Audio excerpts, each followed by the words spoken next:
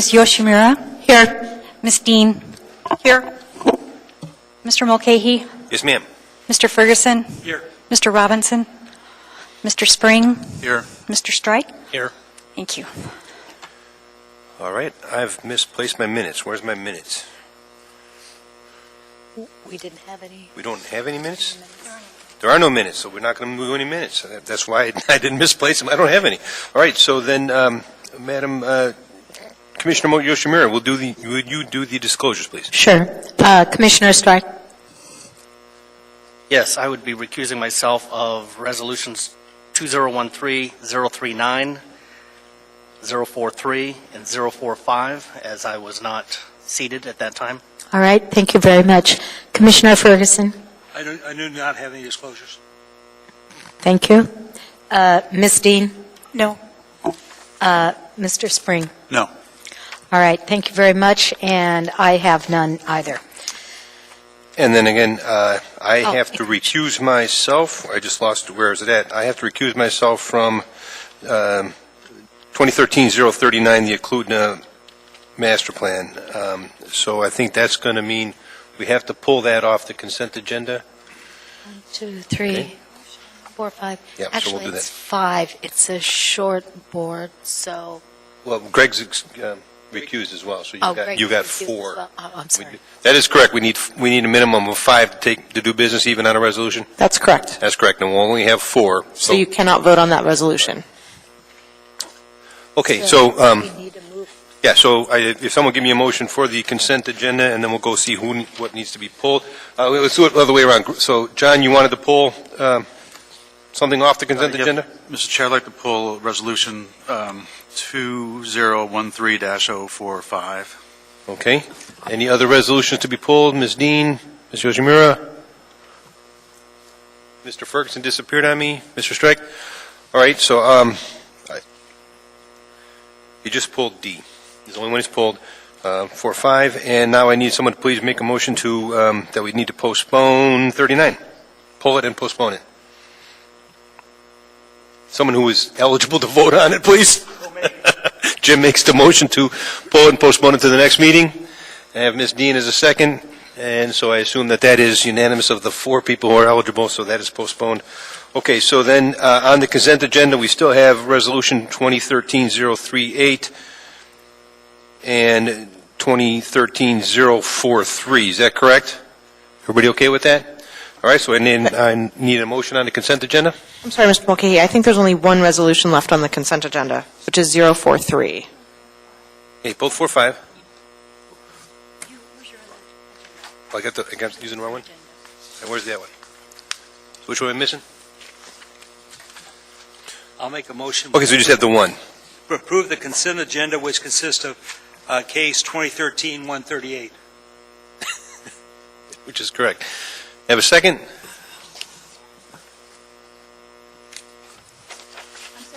There you go. I have a second. Finally, Ms. Dean seconds. So, for those of us eligible to vote, is there any objection? Seeing and hearing none, that resolution is approved on the consent agenda. So, I believe it's up to you. John, you want to, Mr. Spring? Commissioner Spring? Yes, I'd like to add a finding to the resolution 2013-045. So, I think you need to start with a motion to approve. Yes, I make a motion to approve a resolution number 2013-045. So I have a motion, and I have a second, Ms. Dean. So you want to explain why you've pulled this and what you want to talk about? Yes. There's some discussion in the findings regarding the lack of review for consistency with plans. And I think I mentioned in the last meeting regarding this case that there were 3 particular road projects that I found that were inconsistent with the 2035 Anchorage Transportation Plan, and I'd like to make a finding specifying those projects.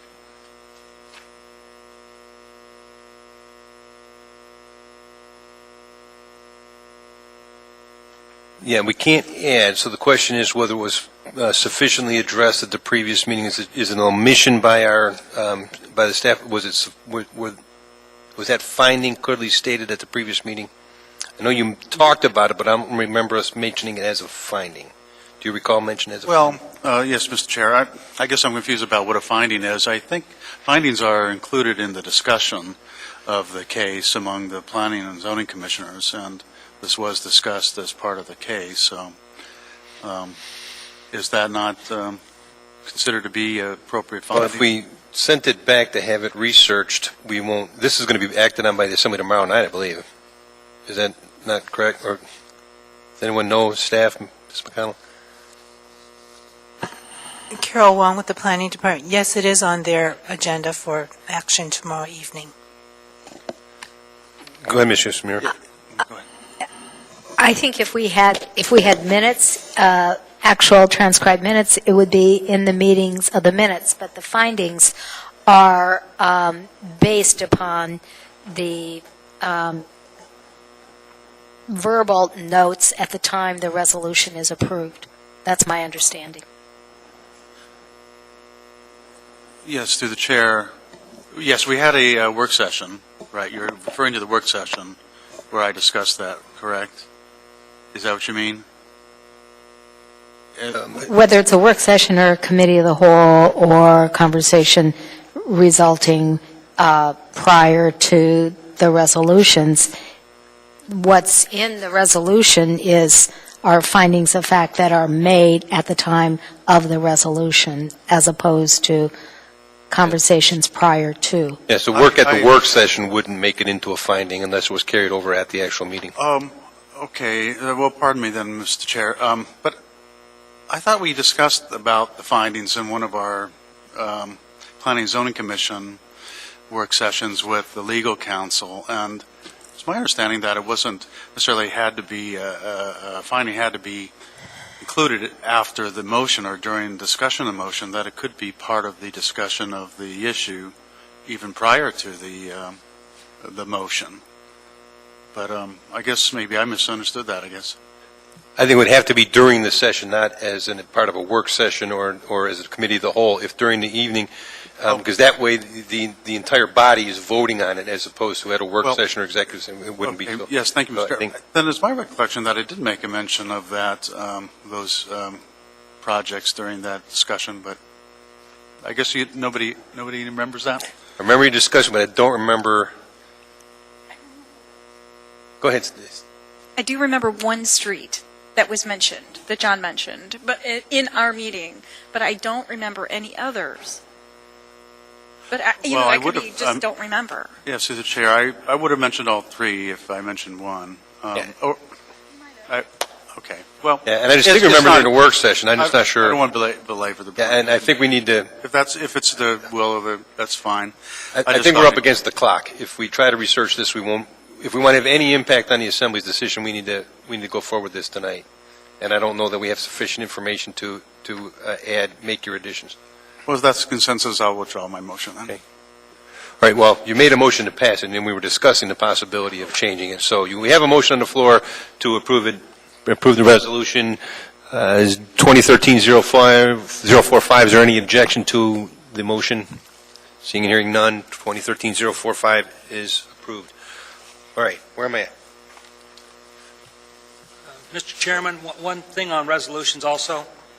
Ms. McConnell, I like this very much. If we could see this at the first meeting of every month. Through the chair, Mr. Ferguson, Ms. Blake is going to take over the responsibility of keeping you updated on that, and I've asked her to send it out on the fourth Monday of every month, which should get it to you shortly before the first That would meeting. be fine, and Great. I like it, and I think it'll be very helpful. Good. And I appreciate everyone's help on that one. All right, so I think we have no unfinished business tonight, so we'll move on to the regular agenda, cover resolution for approval. So the first item is not a public hearing. So item 5F-A, case 2013-164, this is the Assembly requested non-public hearing review by the Planning and Zoning Commission of AO 2013-177, an ordinance amending Anchorage Municipal Code Title 21, Land Use Planning. And we have items laid on the table. So I think, Mr. Ferguson, you wanted to discuss this? I thought we'd have a staff. Oh, do we have a staff report? Yes. staff report first. Very good. Thank you, Jim. We had a work session on this item last Thursday. I think it was Thursday, might have been Friday. And we went over we went over any questions that commissioners had about the amendments that were offered to the new Title 21, and only two issues that Mr. Ferguson had raised were found to be things that the commission wanted to consider making changes. The staff fully supports the change in Section 2, or his change number 2 about removing the requirement on large retail establishments that are vehicle sales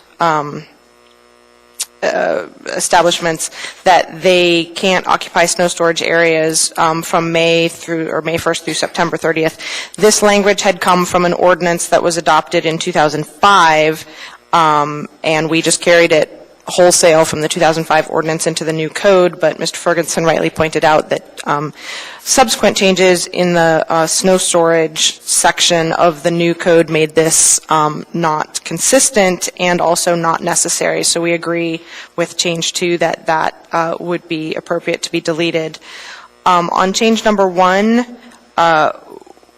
as you may recall, the landscaping section was rewritten by a non-municipal planner, and there's a current code requirement that areas of development sites that do not have any other sort of development on them, any other sort of use such as building or parking or garden or play area or whatever, need to be landscaped with site enhancement landscaping, and this is in order to prevent dust and erosion, and so you don't have areas of bare earth.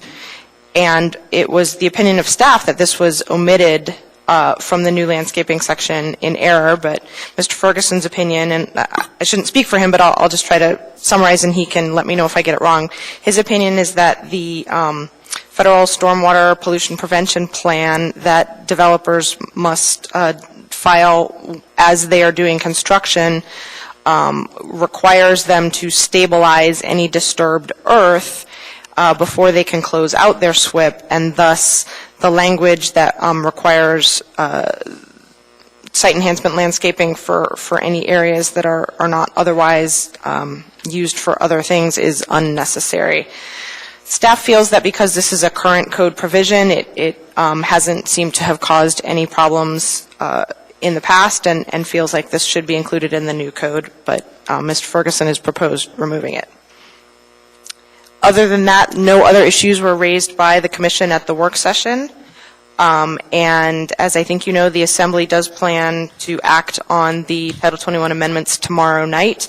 We are trying to get them concluded so that we can print copies of the new code for the public to have. What will happen is whatever action you take tonight, I will draft a resolution and be providing that to the Assembly tomorrow. It will be in draft form because, of course, there won't be the opportunity for you to look at it again, but I'll be very careful to make sure I provide to them your exact words and thoughts. Thank you. Question for staff, Commissioner Yoshimura.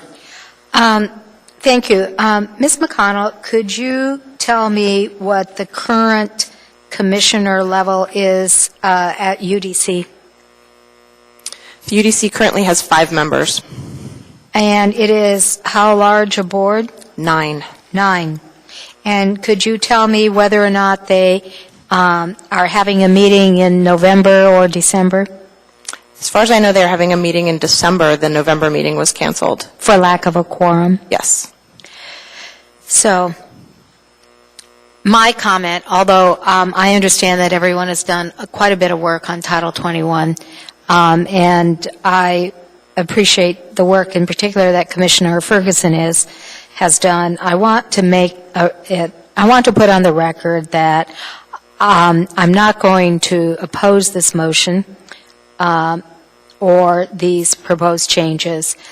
But I do have a strong objection to the broadening of the powers of the UDC when it cannot fulfill its statutory requirements by having short boards or lack of board members for a quorum. And I would like that comment, as a comment, passed on to the Assembly. I understand the Assembly does not have the political will at this time to sunset UDC, but from a private developer point of view, to have cases postponed as a result of the failure to adequately staff boards and commissions is, in my opinion, a growing concern that needs to be addressed by staff and the mayor's office. Thank you.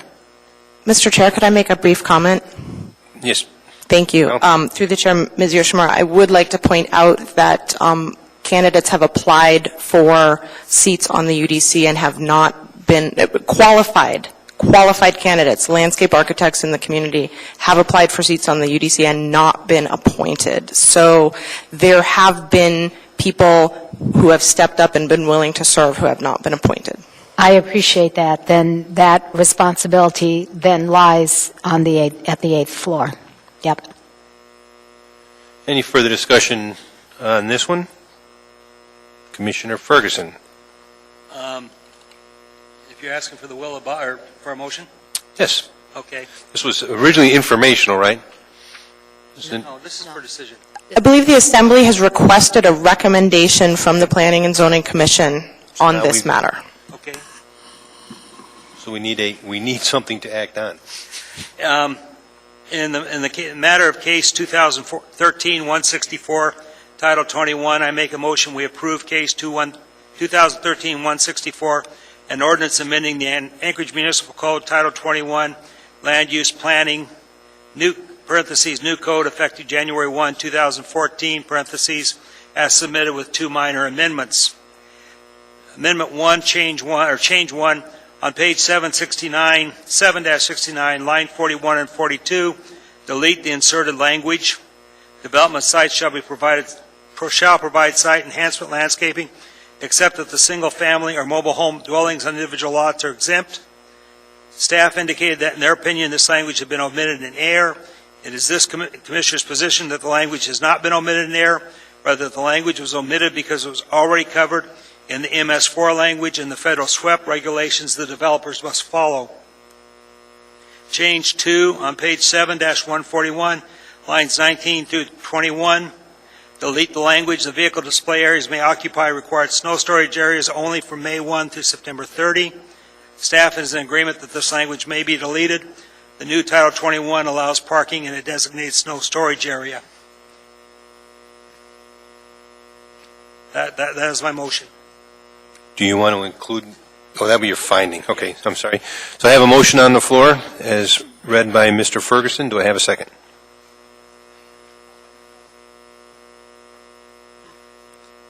Okay, Ms. Dean, I have a second. So do you want to speak your motion, Mr. Ferguson? I would like to. Title 21 has been, I think, a decade getting to this point. It's been talked and discussed and cussed and everything else for a long time. I think it's time that we get this document moving forward.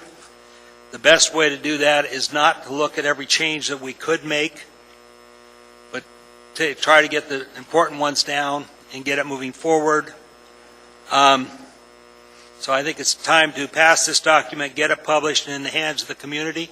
And I'd also like to include the comments of Commissioner Yoshimura on the UDC as a finding, because I think it is a concern on this one. What I don't know how to handle is the HALO comments, because they came to us awful late. Possibly, I'm afraid to do anything more because it may foul up the Assembly. So I guess as the findings, that we recognize that we have the HALO comments, but they came to us really too late for us to take action with the Assembly handling this issue tomorrow night. And Jim, they'll have the opportunity to speak at the assembly? Yeah. Anyone else in the queue? Anyone other comments on Mr. Ferguson's motion? Any comments? Well, I'm going to support the motion as stated with the addition, as you identified, that incorporating Commissioner Yoshimura's comments regarding the role, the Assembly relooking the role of the UDC. I'd like to also state that, yes, there are some of the changes I have concern over regarding the substance of them, but I do believe that they are either corrections or the result of Assembly action. They may not be things that we concur with, but that they are results of the Assembly action. So we need to get this passed so the document can be published. It goes into effect, my understanding, on the 1st of January. As an option, the community will have their choice of using either the old Title 21 or the new Title 21 during the calendar year of 2014. Am I correct? That's correct. So they need to have this in their hands so we can work out some of these issues that, again, many of us are not comfortable with some of these, but we believe the process has been followed. As Jim said, it has had enough public process on all these changes in here have had several opportunities for public process. So I don't feel any additional public process for this step of the process needs to occur. So I will support this. I'd like to add just one other comment, which is I appreciate the Assembly referring these amendments to the Planning and Zoning Commission. I think it is the appropriate forum for us to review all Title 21 amendments, whether technical or substantive, and then with our recommendations back to the Assembly. Can I have then a technical question for staff? So with Mr. Ferguson has drafted this, will this then be worked into, how are we going to get these comments consolidated and sent over to the Assembly? We'll just leave them here tonight when we leave?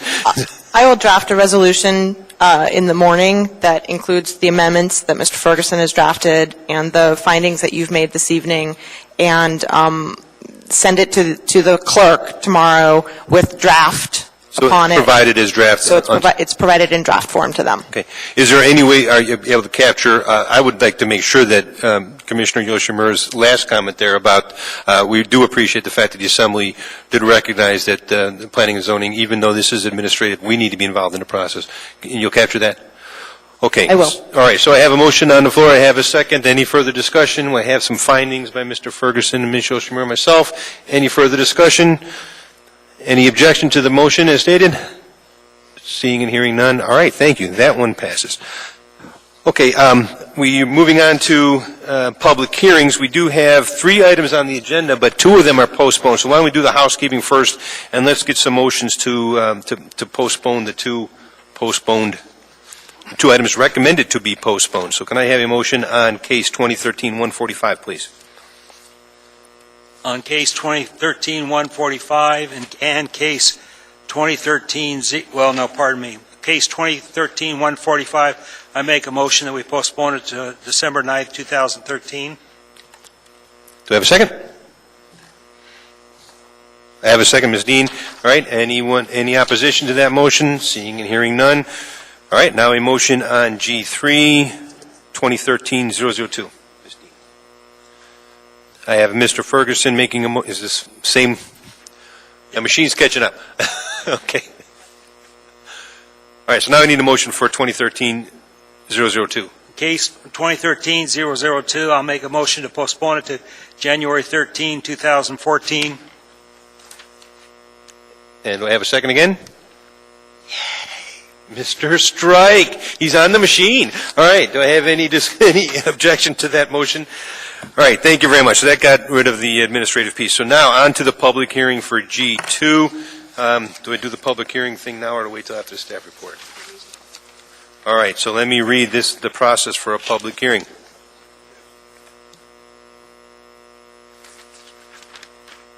Let's read this stuff. All right, the procedure by which the public may speak to the commission at its meetings is as follows. After staff presentation is completed on public hearing items, the chair will call for public testimony on the issue. Persons who wish to testify will follow the time limits established in the commission rules of procedure. Petitioners, including all his or her representatives, get 10 minutes. Part of this time may be reserved for rebuttal. Representative groups, community councils, PTAs, etc., get 5 minutes. Individuals get 3 minutes. When your testimony is complete, you may be asked questions by the commission. You may only testify once on any issue unless questioned by a commission.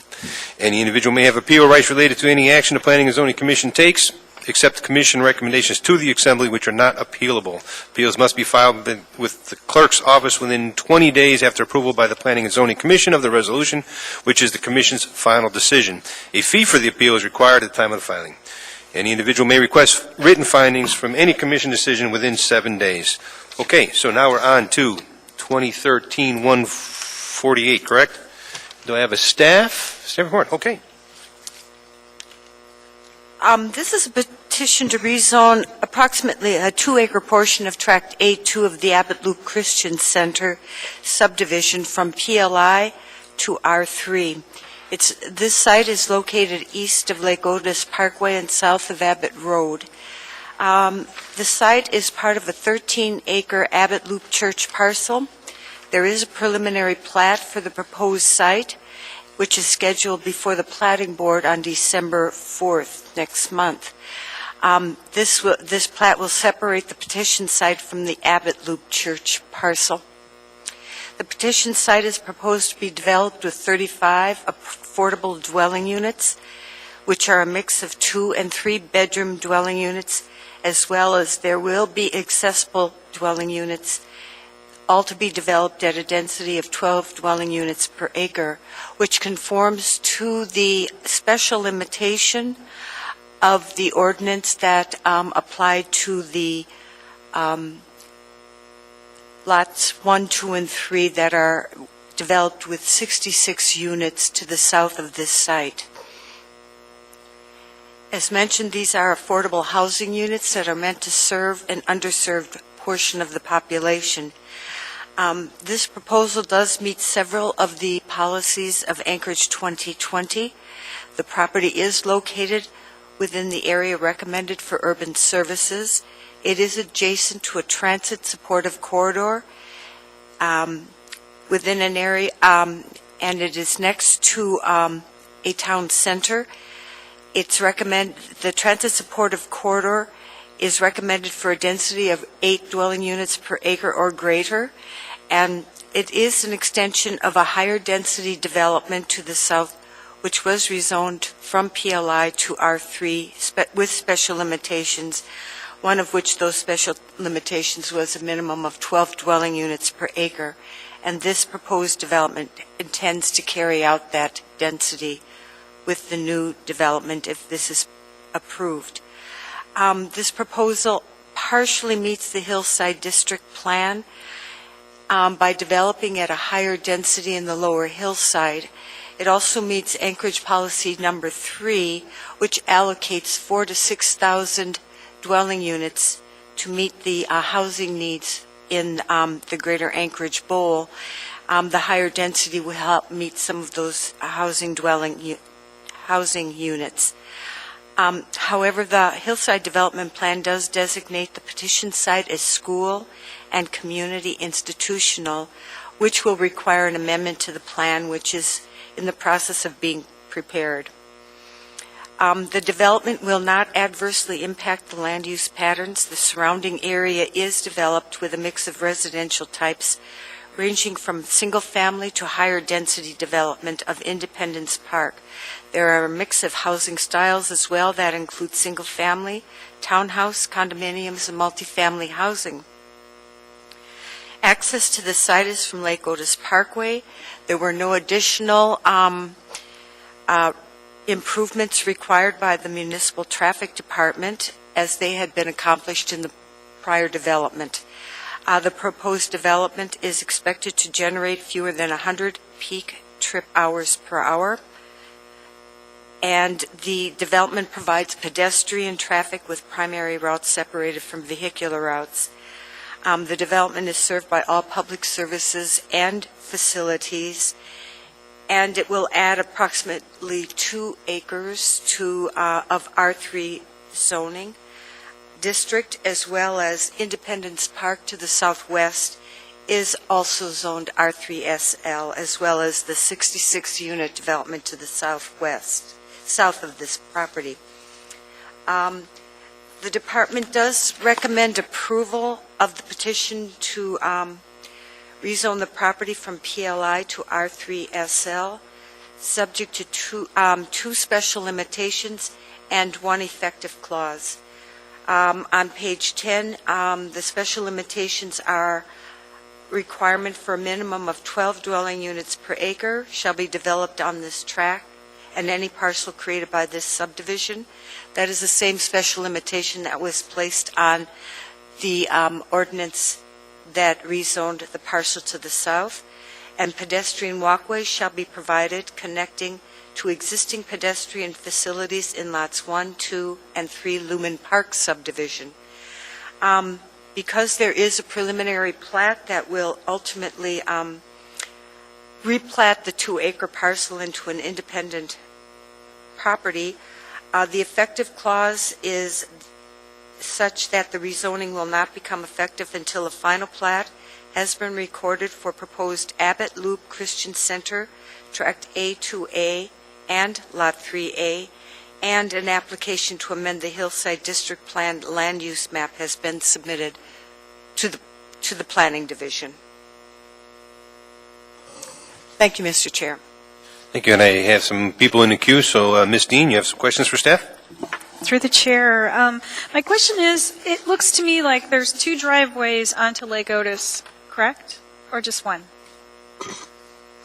I'm looking at page 27. That they'll actually be able to drive out that way too. And that they'll be able to cut through the parking lot for the church out onto Abbott? Am I understanding that correct? Through the chair, Ms. Dean, there is a driveway that goes from Abbott Road to Lake Otis Parkway. That primarily was put in to serve the Pacific Northern Academy that moved onto the site. It is an existing driveway that served the school that formerly existed in the Abbott Loop Community Church that was destroyed by a snowfall and the roof. There is a driveway that serves this particular, on page 27, this particular development, and the driveway could also serve the development to the proposed new portion, the new development of Lumen Park, which will be called the Lumen Park Development. So they will have 2 other access points, not just the first one on Lake Otis. They'll have a second one on Lake Otis, and they'll also have Abbott. It looks like it to me anyway. I'm just kind of... They will have 2 access points from Lake Otis. Okay, thank you. My understanding, through the chair, Ms. Dean, is that they're not intending to use the access to Abbott Road through the parking lot that serves the church, but the applicants are here and they can correct me if my understanding is in error. Thank you. Mr. Ferguson? Through the chair, I have a question for staff. The recommendation regarding pedestrian access to lots 1, 2, and 3 on page 10. Lot 2 is not contiguous to the lot in question. So I question how did we get pedestrian access to lot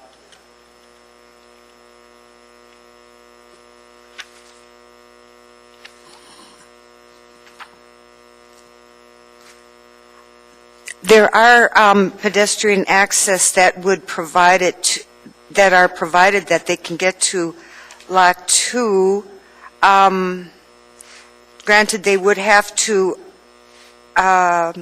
cross one of the driveways if necessary, but there is a network of pedestrian access points to the larger lot and the northern lot, and there's pedestrian access along Lake Otis, except for the driveway break. So they have pedestrian access to Lake Otis, and then they could use the sidewalk along Lake Otis to get to Lot 2. What do we gain by putting that requirement in?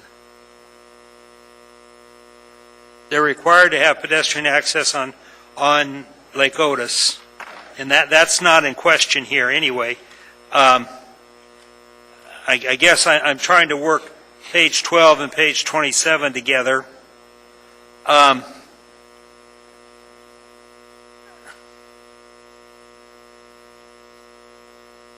What would be your concern if I were to delete the requirement to access to Lot 2? Lot 2, assuming it's the southeasternmost lot. Because Ms. McConnell and I had trouble counting to 3 a couple times on this one. I'm looking on page 12, and Lot 2 is identified as on the intersection of Lake Otis and Lewin Park Drive. Yeah.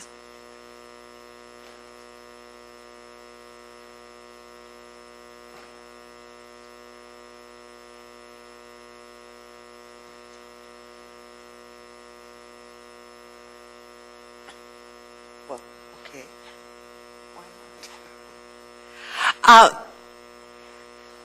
If they can get to Lot 1A and Lot 3, then they have access to the sidewalk, so it might be redundant or not necessary to include Lot 2. Okay. Should that be Lot 1A instead of Lot 1? Yes. Thank you.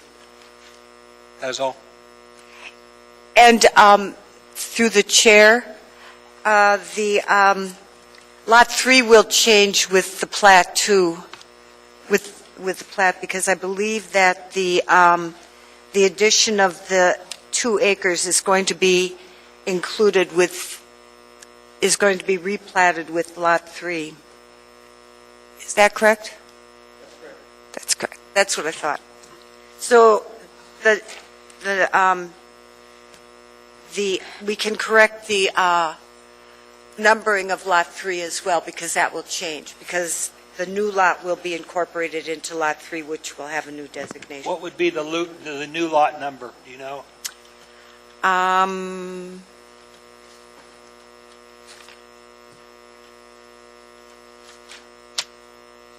Oh, God darn it, I can't read it.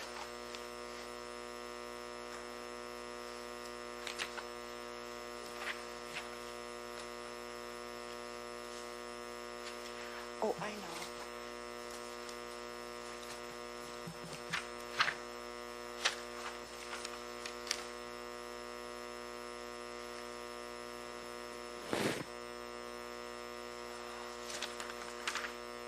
Okay, possibly you can get that to us later. No further questions, thank you. Through the chair, it's going to be Lot 3A. Thank you. So I'm not sure I'm clear. So is that just renumbering what is currently labeled as Lot 3, relabeling it as Lot 3A?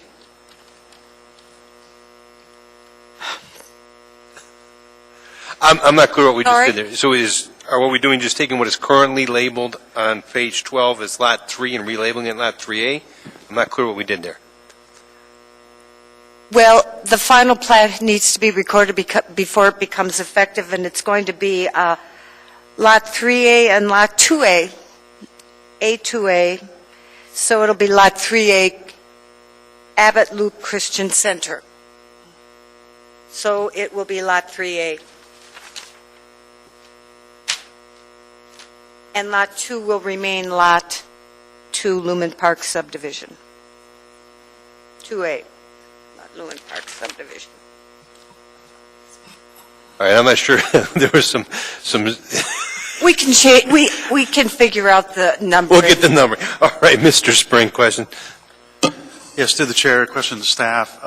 The access driveway that Commissioner Dean just mentioned appears to be totally on the another lot, the Abbott Loop Christian Church lot. So my question, and I guess my question I'd like to verify that it's entirely on another lot. Is that true? It appears to be correct. I guess my second point is that I think, is my opinion, that that's a really good access circulation system for this development, and it would serve it well in that it would reduce the amount of traffic from the new subdivision through the existing or the older subdivision, particularly along areas where appears to be quite a bit of driveways where you're backing up into the street, etc. My question is, how does that get enforced as far as implementing this site plan into reality? How do we make sure that this access road is indeed available to this new development? Is it requiring some type of easement, a driveway easement that would be done through a plat? And is it something that we should request as a condition of approval if we think that it's a necessary part of the circulation plan?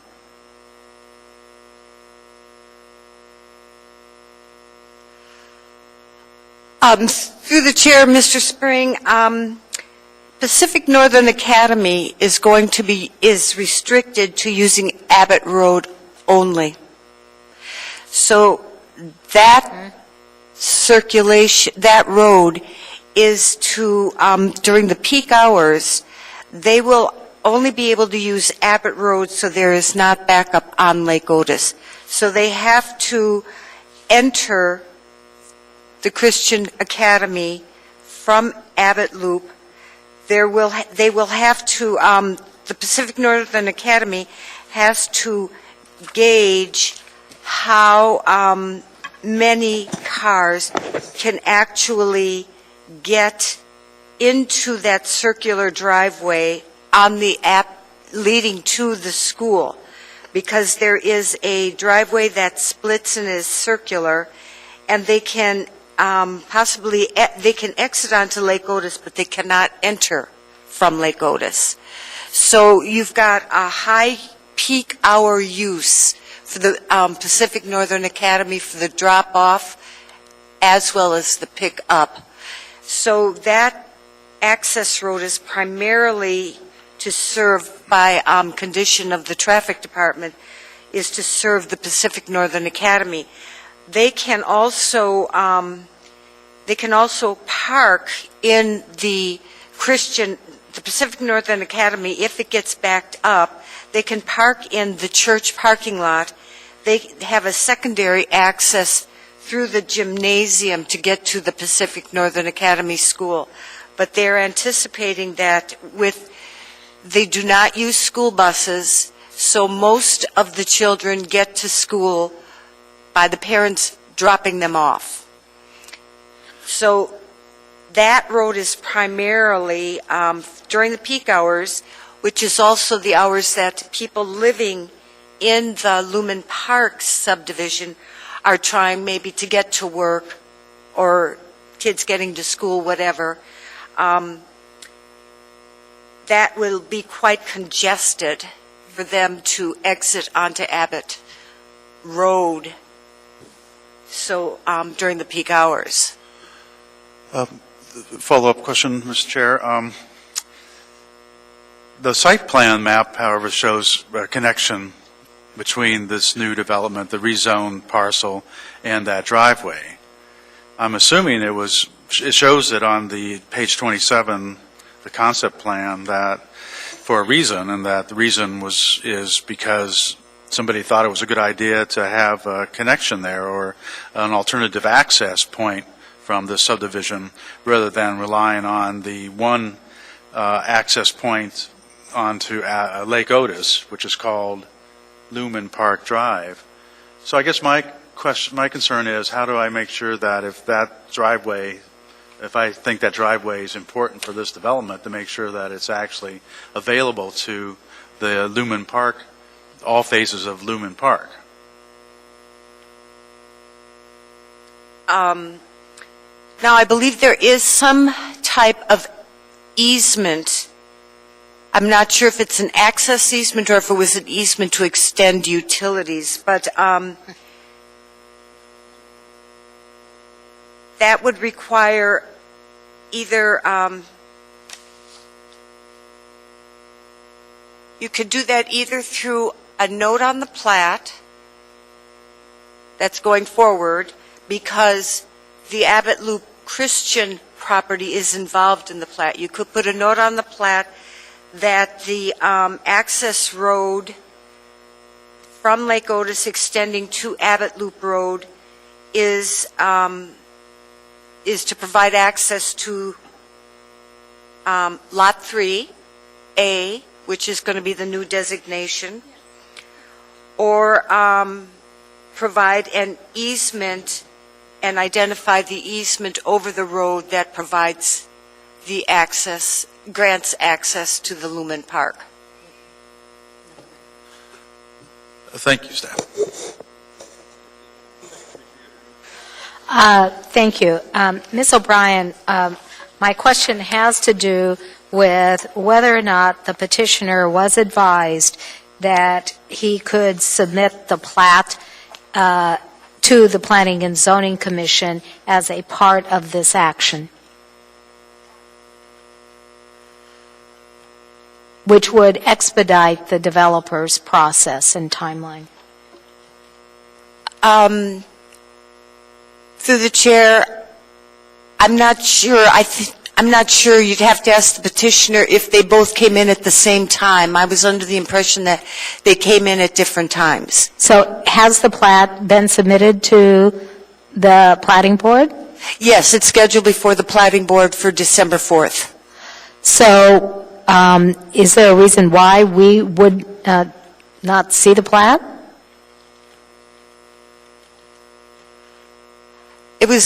I guess it was the developer's choice. I didn't take in the plat, so I have no idea why it could have been the developer's choice to go to the plating board.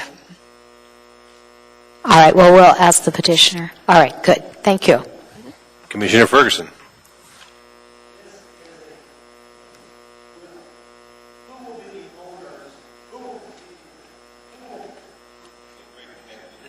No, it turns itself off in finding out. No, it does. Who is the developer of this? Is it Trapline LLC or the church? Trapline LLC, the church is selling the property to the developers of this property for low-income housing. Answer to Mr. Spring's question, it would appear that we would need a written access and parking agreement between the church and Trap LLC to cover the access and the parking. And that written agreement should be approved by the director and should be recorded with the plat.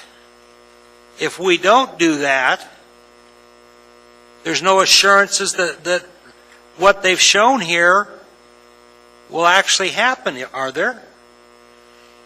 If there's a plat note, it ensures that there would be stating that that road is to be used as access to whatever the lot configuration is going to be called, that ensures access. Yeah, but because this is going, Connie's point, going forward with two different boards, we could have the chance where nothing would happen, and this would create a problem. And so I think it's my intent, unless somebody points out an error, to propose that there's a written agreement, or in something to the effect that it could be handled at the planning board. You know, I'm not trying to make difficulty for the developer, but I'm trying to make sure that the people that ultimately buy these homes from Trapline LLC have the access in which they think they're entitled. And I don't see that here. And that's very concerning to me.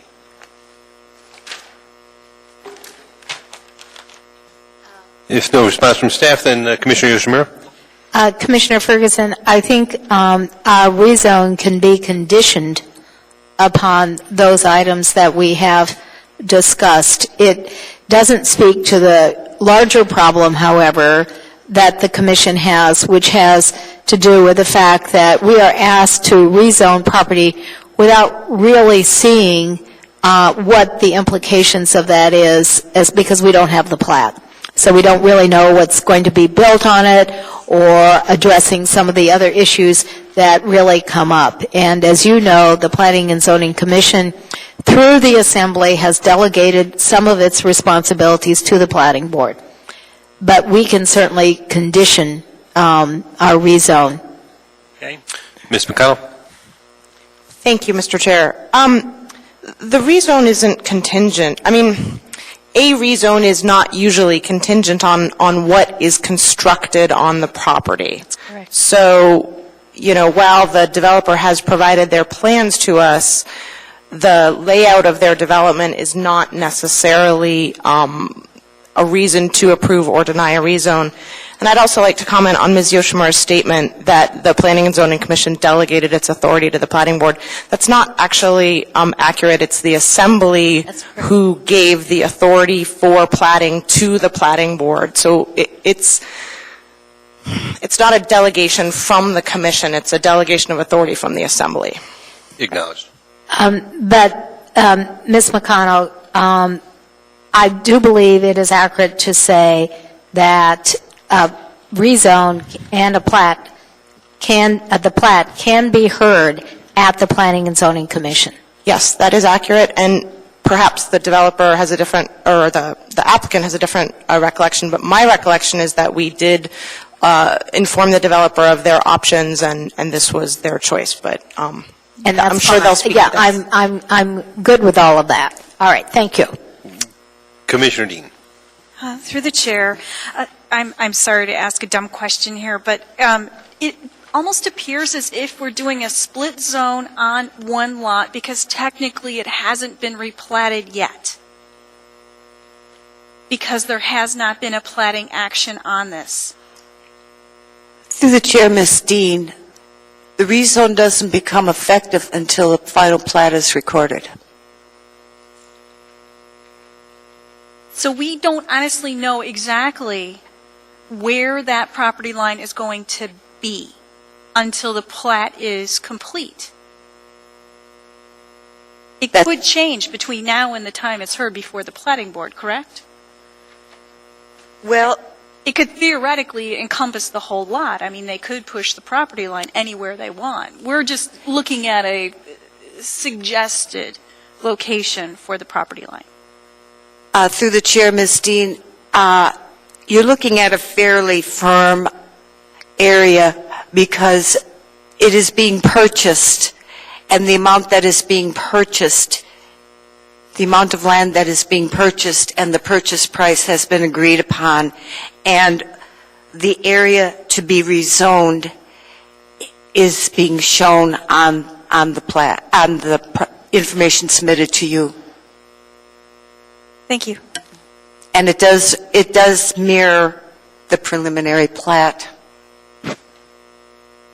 We okay? I'm not seeing any further questions, so I think it's time. Do we have a petitioner's representative who would like to give a presentation?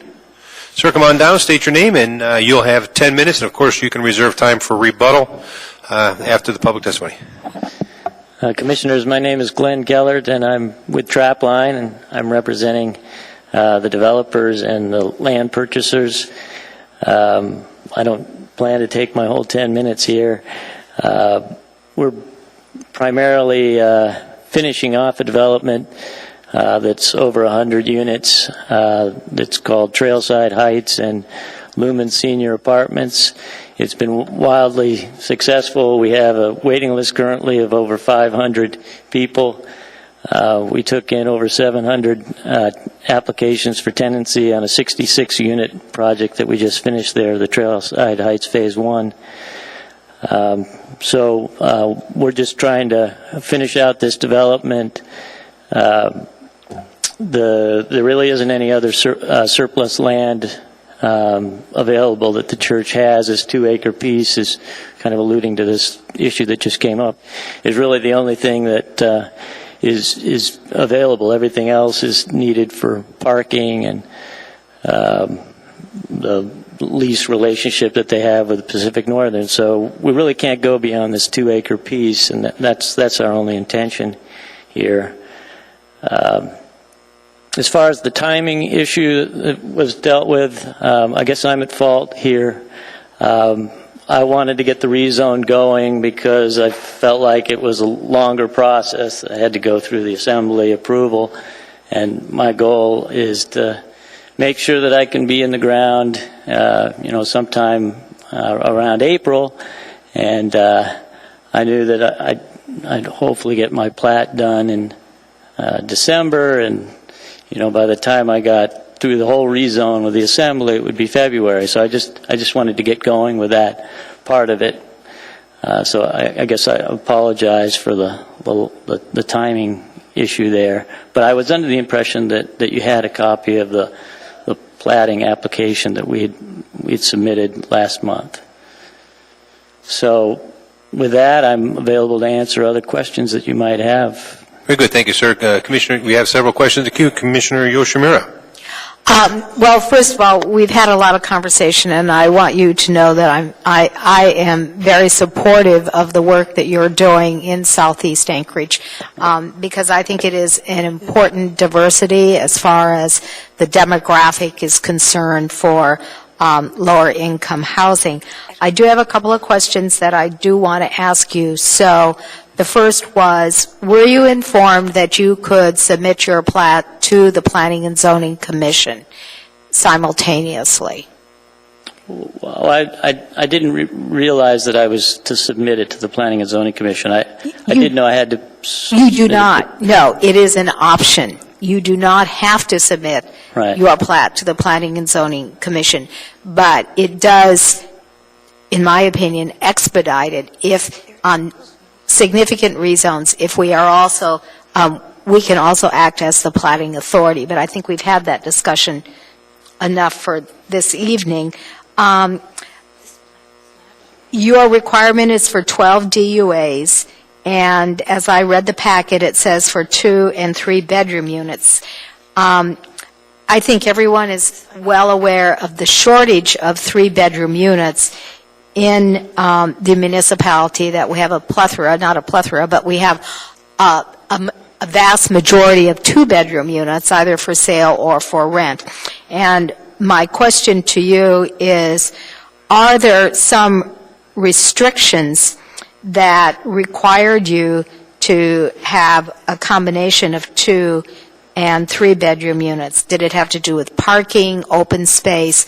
Was there a reason why you elected to have the combination as opposed to the 3 bedroom? Or was it not restrictions that the community has placed upon you through Title 21, but rather you felt that had the best return on your investment?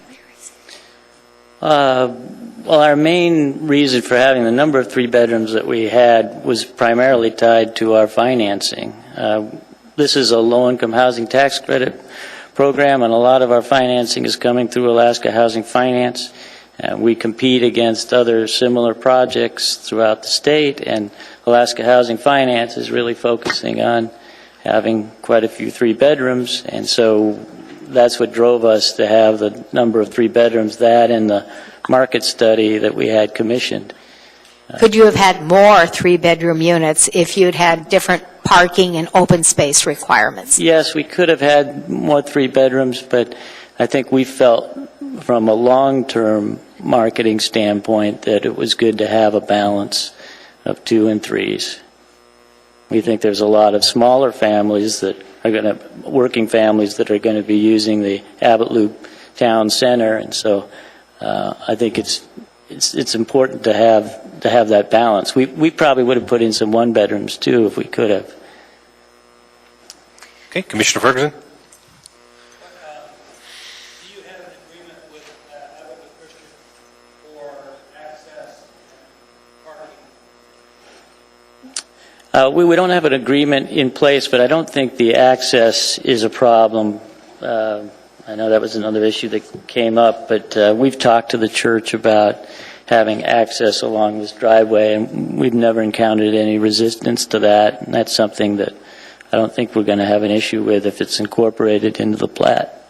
Would it cause you difficulty if we requested that as a condition of our approval?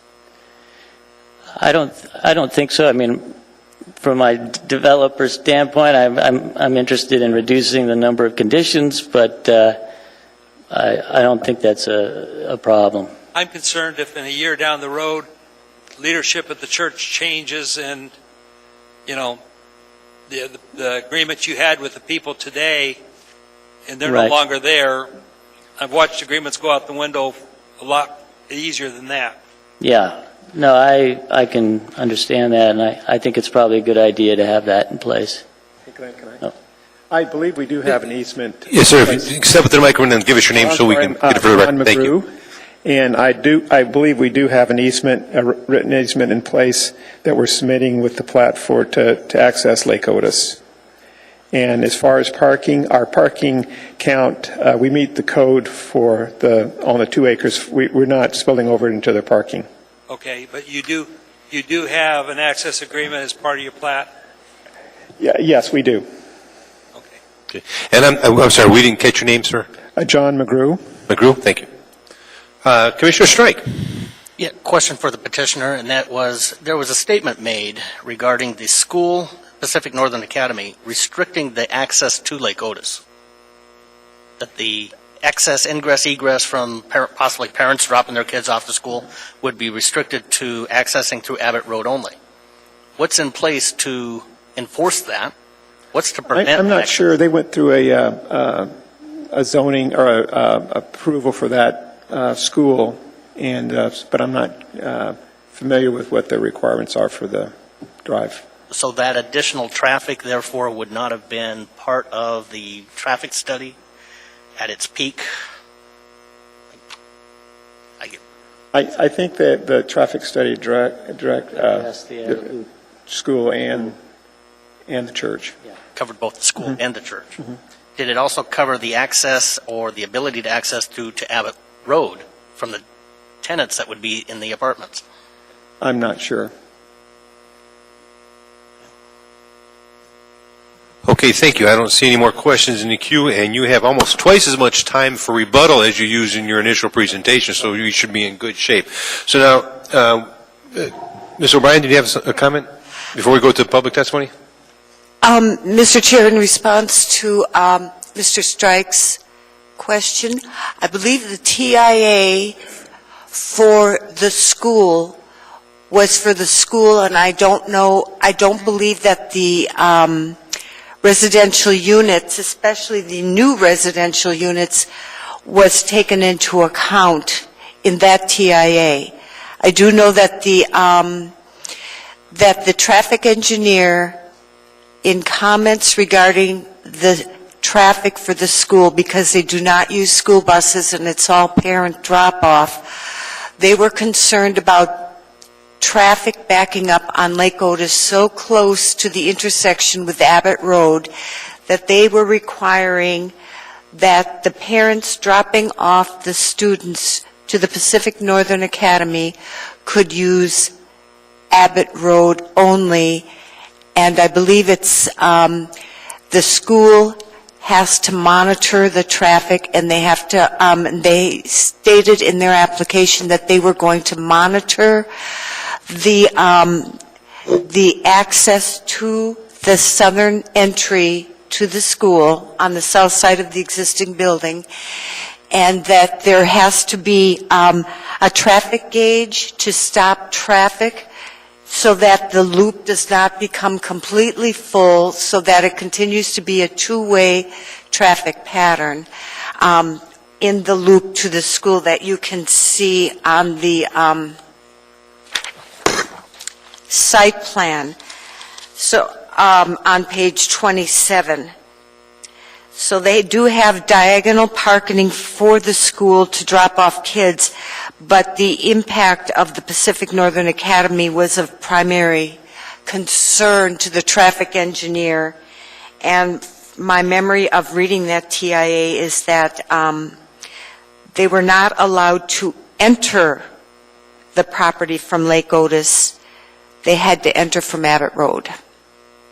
And that the traffic circulation pattern was to enter from Abbott Road, and then they could exit onto Lake Otis Parkway. Thank you. You look on this packet on the second to last page, there's a report on the traffic study. Thank you. Commissioner Yoshimura? So what is the distance between Lumen Park Drive and this other road that's there that curves around? What is the distance between those two points? Mm-hmm.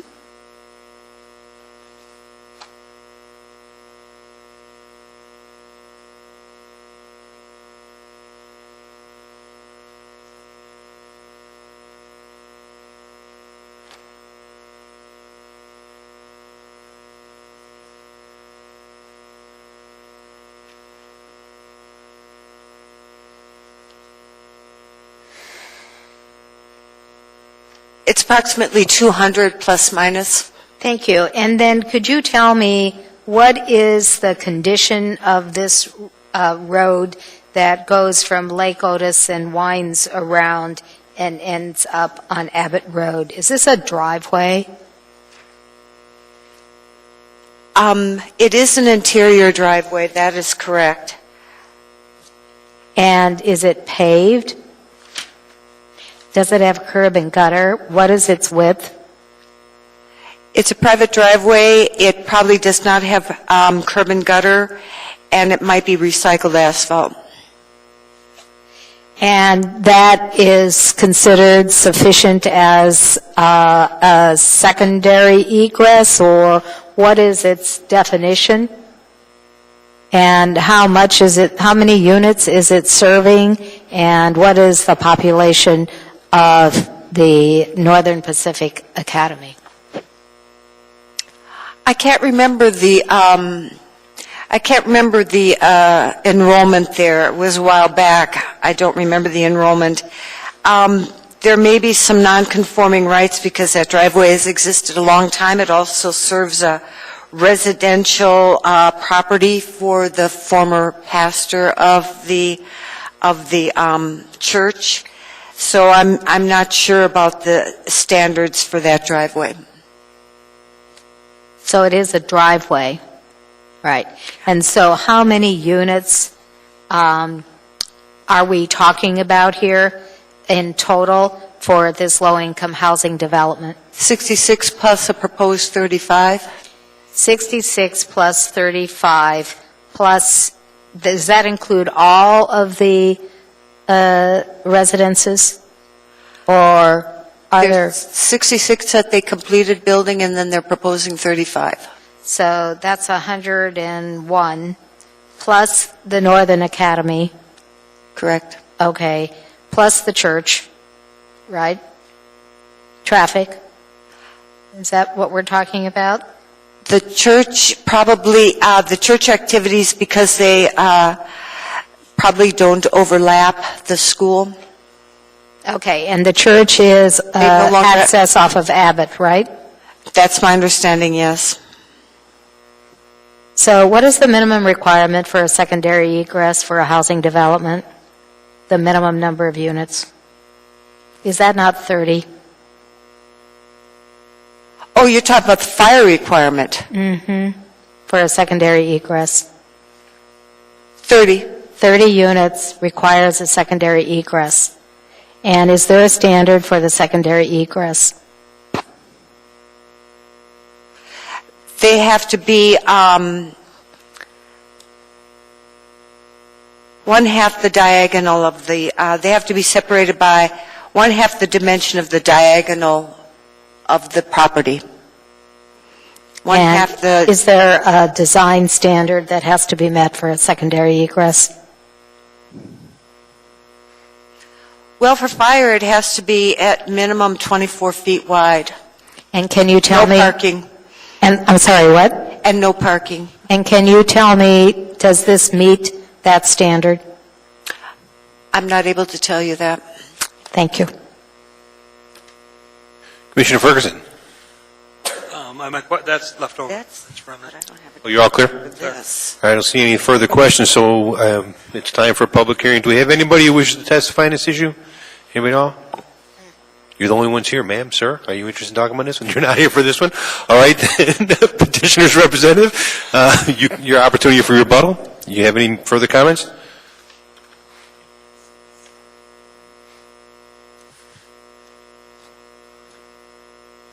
I just wanted to briefly touch on the amendment to the Hillside District Plan, because this was something that came up at the last minute, last week after we got the staff report. We saw this as a condition, and I think we're a little bit concerned about it because our understanding is that we have to go in front of the Planning and Zoning Commission and then the Assembly, and again, it becomes a timing issue. And we've been told that it's mainly a housekeeping item, but I guess I'm a little bit worried that I won't be able to move forward with all my financing and everything until I've got this housekeeping item cleaned up. I mean, ideally, I'd like it cleaned up now, but I recognize that might not work procedurally, but that's something that I was a little bit frustrated with when I got the staff report. Mr. Gellert, my understanding is that the Hillside District Plan can only be amended at the Assembly level. Is that correct? Does it have to come to Planning and Zoning, or does it not have to come to Planning and Zoning? With a recommendation from the Planning and Zoning Commission, it goes to the Assembly. And we don't have the application to amend the Hillside District Plan in this packet, or is it something I overlooked? No, it wasn't received. Was the petitioner advised that he needed to have an application to amend the Hillside District Plan? Not at the time the application was submitted. I discovered it when I was writing the case. All right.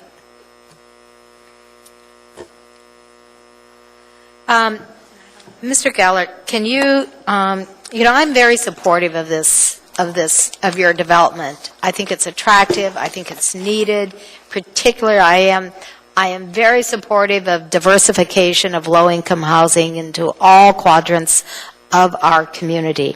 But I have a lot of concerns about your secondary egress, because I think whether you're a for-profit or a non-profit, or you're for profitable housing or you're for low-income housing, you have to play by the same rules. And so how do you intend to address your secondary egress issue? And has anyone talked to you about your need for a secondary egress and the improvement of, quote, the driveway? Well, I'm probably not qualified to address this adequately, but I think the intention was never to use Abbott Loop or Abbott Road as our egress point. One of the egresses was through our Trailside 1 development on the Lumen Drive, and then the secondary egress, at least in our mind, was out to the private driveway. And we already have, as John mentioned, access easement up to, well, it's not labeled, but the Hammerhead. And so we're really only extending that a little ways, or around the curve. That was our intention as far as the platting process. Yeah. There might be some confusion. This is not going to be a separate lot. What's happening is this lot is being... Sir, step over the microphone. Oh, I'm sorry. Thank you. John McGrew. This lot is being merged with this other lot, so this will be one lot. I do understand that. So we have a secondary, so it's connected here in two places besides this access. You see that on the... I do understand that, but you have 101 units. You have to have a secondary egress that meets secondary egress standards. Right. So do you have that? Or will you have that? I'm not sure. I know we have access here and here for this side end. So we have like 3 different access points. What are their conditions? This, I This- understand. Yeah, Oh, we can see, you're doing fine. Okay. Yeah, if you can give us the dimensions. Lubin Yeah, Park Drive. you're better off back by the microphone. We can see, we all have the packet in front of you, so we can see fine, but it's better to hear you. Anybody, any issues seeing what you're doing? John, can you see what he's doing? Greg? We can see, so you're fine showing it. We're following along on our own packets. Okay, well, this is one access point right here, Okay. off to Lake Otis, and then there's a second, well, two driveways here that go on to Lumen Drive. Yeah, I think we're all comfortable with that. So that's the question there. That first one you showed, that the road that's like a question mark there, what's the condition of that? I believe is the point we're trying to get an understanding. Do you have that agreement in writing, and what is the condition of that road? Is it its width and its, are we guaranteed access to that? Yeah, because this is we already have an access easement for Okay. half of it. All right. And So as what about part the of other the half? platting process, we would get the additional access Okay. easement here. And I think Jim asked that if we put that on the plat, you would be okay with that? Yeah. Okay, and so now do you know the condition of that road? Is it 20 feet wide, 24 feet wide? this meets secondary. Hey, I'm sorry, back to the microphone. So we can- Okay. Okay. This meets secondary access requirements right here. What page, Jim? Oh, it's in this Oh, packet. the other about packet, yeah. Fourth What's- page from the back. There's a much better drawing of what we're trying to understand, much clearer drawing. Is that on page 45? It Or what? doesn't have, mine does not have a page number. It's on their application, 4 pages from the back, or maybe 5. Show me. So that's making it look like it's at least 20 feet. Yes. Yes, if that's any kind of accuracy to that drawing, we're estimating 20 feet. Is that making sense? I'm looking. Now we need the elevator music in the background while the commission looks. Stacy, are you humming for us?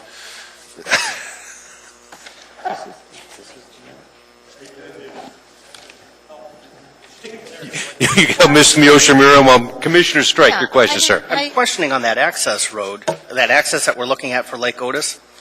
Is that a road or is that a driveway? And I believe, looking at maps, just doing a Google Maps quick search here, this looks to be much more of a substandard road or driveway as compared to the other road that is here on Lumen Park Drive.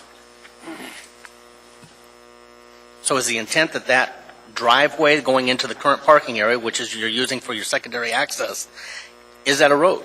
Or will it be upgraded to a road? Yes, it's a road, and in fact, I believe it has curb and gutter currently. It's a 24-foot road.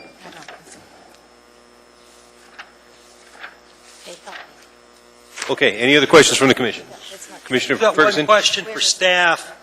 Would they be better served if we postpone this to our next meeting, when they could have their hillside application available?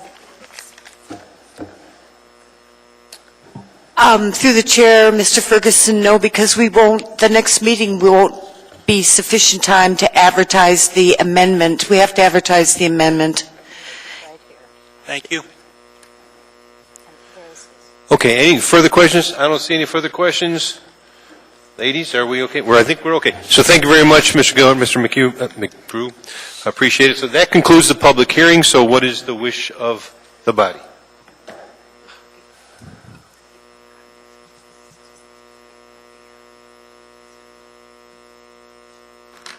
Mr. Ferguson. In the case, in the matter of case 2013-148, petition to rezone a 2-acre portion, more or less, of Track A2, Abbott Loop Christian. I move that we approve the application as submitted,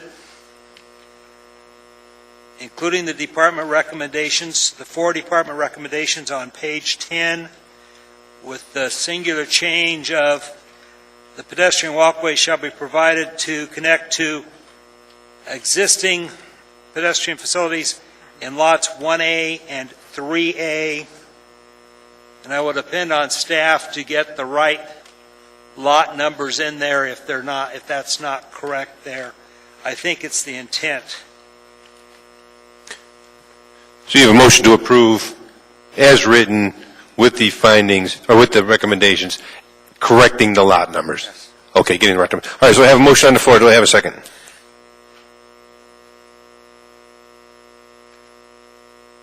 Mr. Spring, I have a second. So Mr. Ferguson, would you like to speak to your motion? Yeah, I'd like to speak to it. I am concerned with the access through the parking lot, but I've got some comfort level that you've got that covered in your plat note, so I'm willing to accept that. I am concerned with the issue on the second access point, but as developers, you will need to get that resolved because it's going to catch you sooner or later. And I guess I wish we could handle your hillside plan another way because I understand your timing.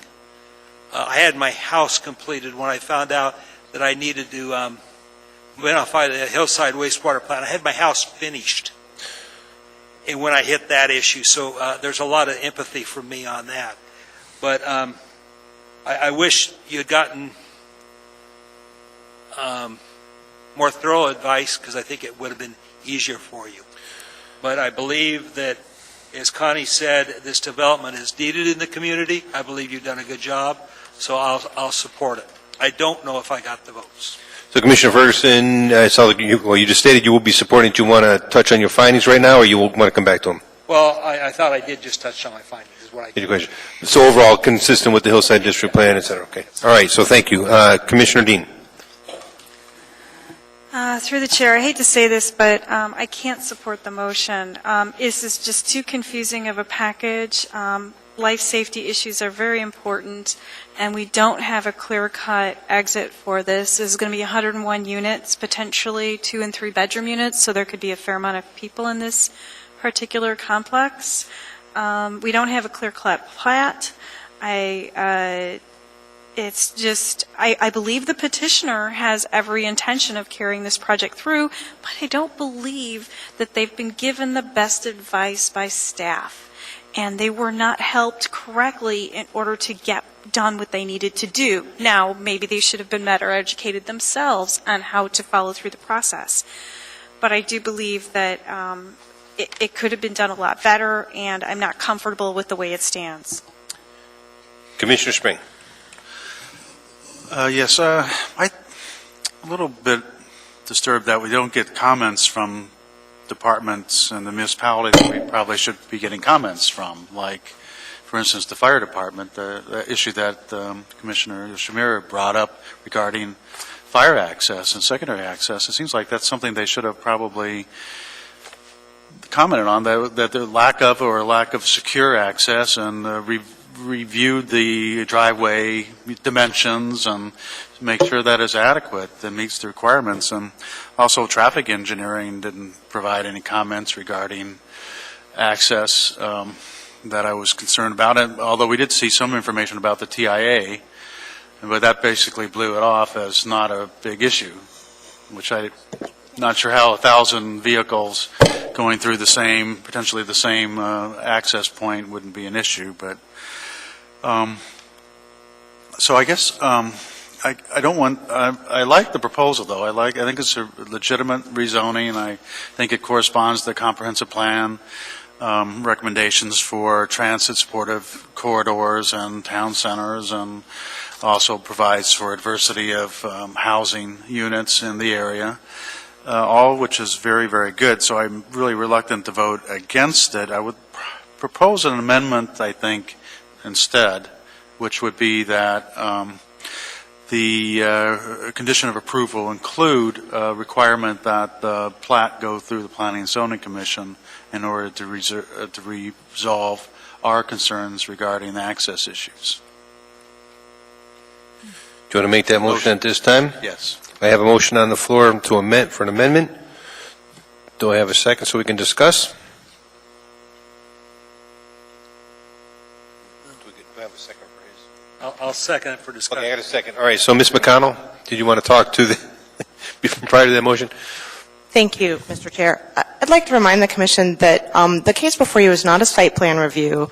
It's a rezoning case. And the question is this property appropriate to go from the PLI district to a residential zoning? The details of the development are not what is before you to consider, and we do have pre-application meetings that include the traffic department and the fire department, both of whom were at meetings involving with this case. There are comments from traffic engineering on page 35 of your packet, and they said no additional off-site improvements necessary beyond 2009 approval conditions, and I'm not quite sure what those refer to, but they've provided their comments on this case. The fire department tends not to comment in writing at this stage, although they do attend meetings and they do give feedback to the developers at the pre-application meetings. And then they inform the developer of any issues that they may need to address, and then usually follow up through at the building permitting stage. So I would remind you that the code sections that you're supposed to be judging this application against are at section 2120.090, and these are covered in your packet. So it's not a site plan review. All right, thank you. So, Mr. Ferguson? Okay.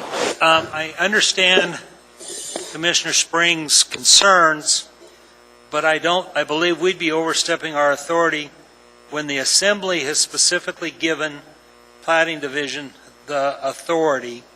I don't think we have the authority to, your action, the nature of your action would be to take that authority from the Planning Department and give it to ourselves. I think that would have to come from the Assembly.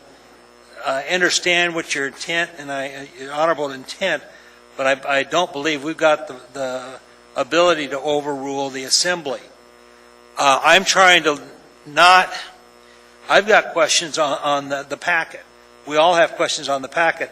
I'm not trying to hold the petitioner liable for those questions on the packet on it.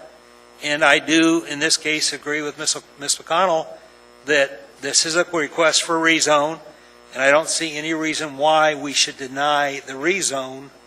I wish we had the plat coming before us also, because then we could clean the whole thing up, but that's not what the cards we were dealt. Actually, I agree with you. Very well said, Mr. Ferguson. Mr. Spring? Yes. Well, I guess I'm not entirely in agreement with Ms. McConnell in that oftentimes in the past, the Planning and Zoning Commission will approve a rezoning and, as a condition of approval, require a site plan review when there's issues outstanding that we can't address through a straightforward rezoning. That happens a lot, especially with respect to large rezonings. This one's not a huge one, but cumulatively it starts to meet the threshold of a large rezoning.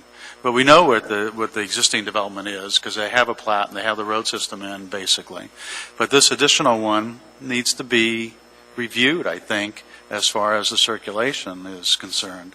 A plat may not actually fulfill that very well necessarily because they aren't required, I don't believe, to show all the detail that we would require in the site plan review. And our real issue is just make sure that we got the easement agreement. If we could just include a note then, and rather than I will withdraw my motion, perhaps we can just include a note, an additional condition of approval requiring a note on the plat to provide an adequate secondary access to the site. Define adequate. As per fire department requirements, I believe would probably. Yeah, let me make sure I'm clear. So you have withdrawn your motion to require the plat to come to us, and now you want to make a motion of adding an additional finding to have the plat annotated to document the secondary egress. Yes. Meets standard. To meet the fire department standards. Okay. I have a motion. I have a second. The machine's not working. I see Ms. O'Brien in the queue. Margaret? If I may, Mr. Chair, the Plating Board, I staffed the Plating Board for 17 years, and the Plating Board, the concerns raised, like the comments from the Fire Department and from traffic, comments will be provided on the specifics of the plat, and will address those with the plat. And the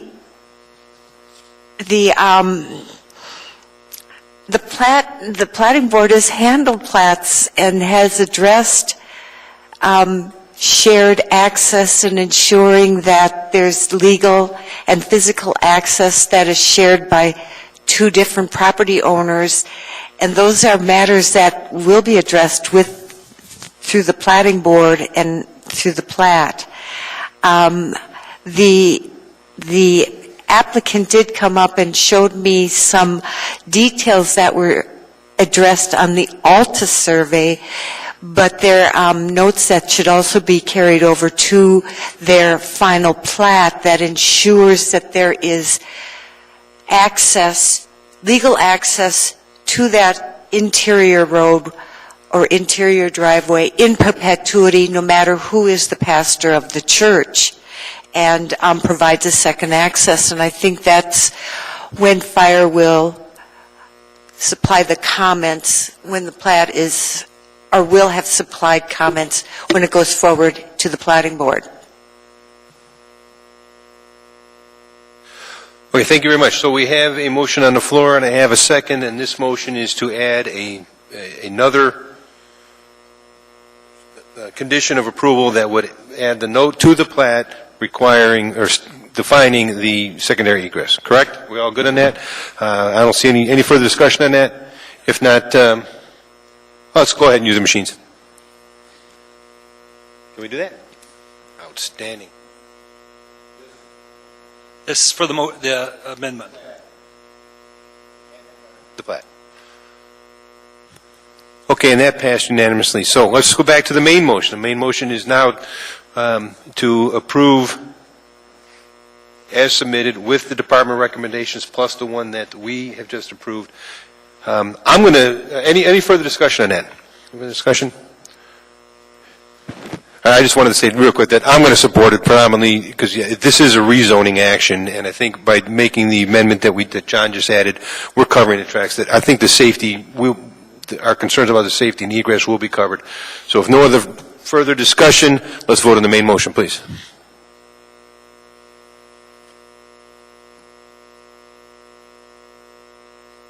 It looks like to me, can I count to one?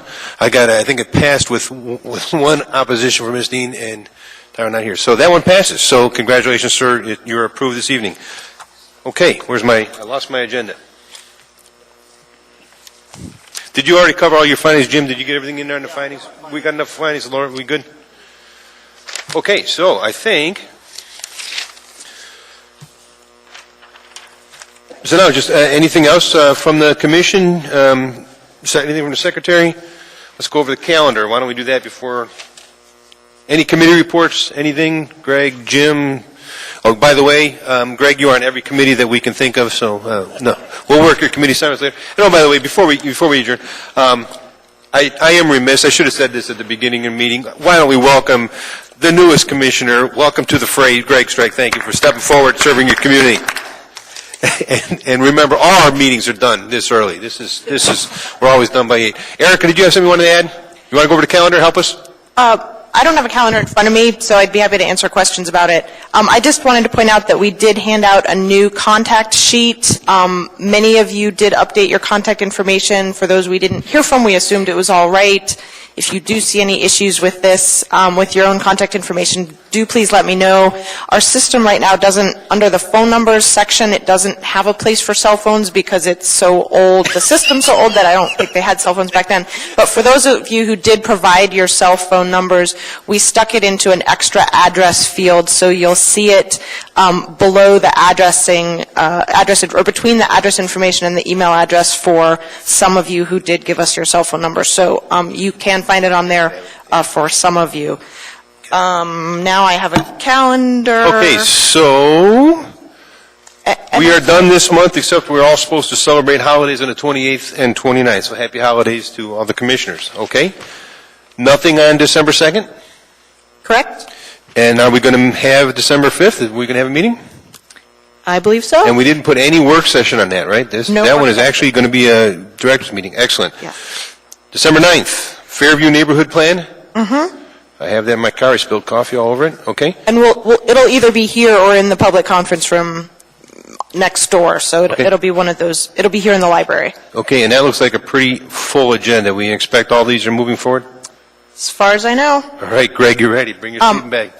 Okay. I want to remind you that the Public Works Director has requested questions on the DCM to be submitted to him by December 15th so that he can get answers back to you before your January 13th meeting, which is when the DCM will be before you for public hearing. Someone had suggested to me the possibility of a work session, which is probably a good idea, but I wasn't sure whether you want to have a work session on the DCM before your questions are due or after your questions are due. So what do you think? I would Go ahead, Greg. suggest something like January 9 or 10. 9's pretty full. January 9. Oh, January 9. No, okay, I'm sorry, January 9. And he wants comments by the 15th of January? He wants comments. 15th of December. 15th of December. He wants questions. Questions by the 15th of December. And you're saying work session on January 9th? Yeah. Why can't we postpone the Fairview plan and do the DCM work session on the 9th? That would be acceptable. Greg, are you in the queue intentionally, or is that a leftover? I am, and just to let you know, I am scheduled to be out of town there for the meeting on the 13th of January. Okay, so back to the DCM question. I like that suggestion. That's something we can do? Switch to Fairview for DCM? I think Fairview was trying to get in front of you before their public comment period was closed. Do we know when that is? It's planned to be closed mid-December. They've already extended it because this was scheduled prior with you all, but due to schedule changes, they were bumped to this month. They had wanted to come to you in November. So this is the public review draft. Could we move Government Hill Land Use Plan map and take Fairview to the 16th and, move one of the other ones? We can certainly move the Government Hill one into January. Okay. How much, if he wants their questions by the 15th, if he can give us till the 18th. I doubt he's working on Sunday the 15th, so if you want, I'll propose to him a work session on the 16th on the Yep. DCM. Yep. Okay, I'll get back to you because I'll have to make sure it works for Mr. Thompson. Super. All right, thank you. That sounds like a workable plan. I don't even want to think about January at this stage. So we won't even look that far. Any other comments from the commission? Greg, Jim, Connie, Stacy, John? Motion to adjourn? Make a motion, we adjourn. I need a second. It is unanimous. Thank you very much.